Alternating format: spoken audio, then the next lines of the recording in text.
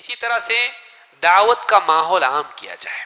دیکھیے اسلام کے خلاف جو لوگ بول رہے ہیں، کیا یہ ممکن نہیں ہے کہ اگر ان کو اسلام صحیح طور سے معلوم ہو جائے، سب کا تو نہیں بول سکتے لیکن ایک بڑا طبقہ ایسا بھی ہو سکتا ہے کہ وہ پروپیگنڈا کا شکار ہو کر اسلام کے دشمن بنے. اگر ان تک اسلام کی صحیح تعلیمات پہنچیں تو وہ دیکھیں کہ ارے اسلام تو اتنا اچھا ہے، میں تو سمجھا برا ہے، تو بجائے اس کے کہ وہ اسلام کا دشمن بنے، اسلام کا دوست بن سکتا ہے. ابھی حال ہی میں خاتون مسلمان ہوئی، کوئی بھی گیا نہیں اس کے پاس. وہ یہ سارا جو پروپیگنڈا ہے مسلمانوں کو کیوں مار رہے ہیں، کیا ہے کیا ان کا ایسا جو ان کو غلط بول رہے لوگ، بول کے وہ بیچاری قرآن پڑھی ہے.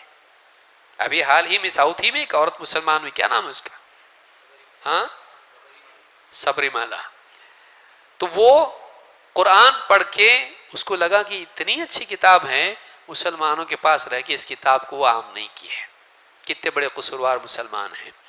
تو اس نے کیا کیا، قرآن کو پڑھا، اسلام قبول کیا، عمرہ کیا اور وہاں پر اس کا اعزاز بھی ہوا.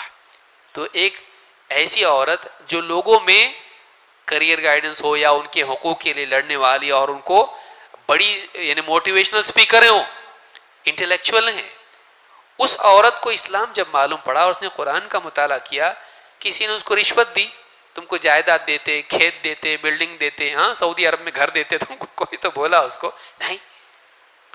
لیکن اس عورت کو جب سمجھ میں آیا، کیونکہ حق کی ایک طاقت ہوتی ہے، حق کی ایک اس کا ایک نور ہوتا ہے.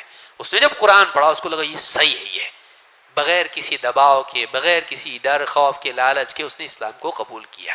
اس کا حق ہے، ہر انسان کا اپنا حق ہے، اس نے اسلام قبول کیا.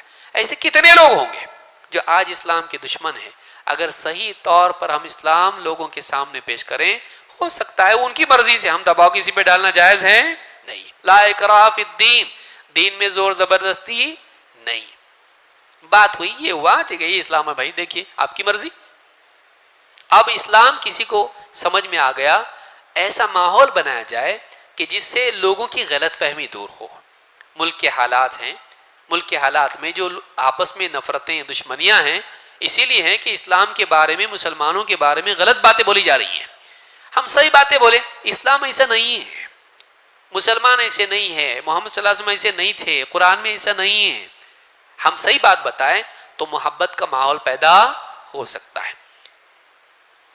محبت کا ماحول پیدا ہو سکتا ہے، دشمنیاں کم ہو سکتی ہیں. اس اعتبار سے اسلام کو صحیح طور سے پیش کیا جائے کہ ملک میں امن و امان کا ماحول بنے، دشمنی اور نفرت کا ماحول ختم ہو کے آپس میں ایک دوسرے کے ساتھ ہمدردی کا ماحول پیدا ہو.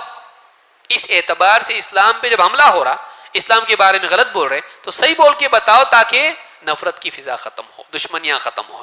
تو دعوت کی ذمہ داری بھی مسلمانوں کی ہے اور اللہ رب العالمین نے اسی میں کامیابی بتائی ہے.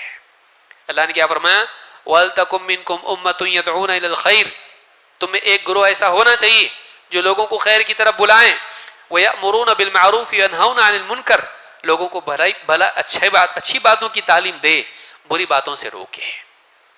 اور آخر میں کیا فرمایا، وَأُولَئِكَ هُمُ الْمُفْلِحُونَ، یہی لوگ کامیاب ہونے والے ہیں. یعنی اللہ تعالیٰ نے مسلمانوں کی کامیابی کو دعوت اور امر بالمعروف اور نہی عن المنکر سے جوڑا ہے.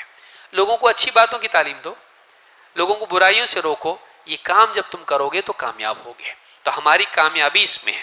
اگر اسلام کے خلاف لوگ غلط باتیں پھیلا رہے ہیں، آپ صحیح بات پھیلاؤ تاکہ لوگوں کی غلط فہمی دور ہو، نفرتیں ختم ہو، یہ آپ کام کرو.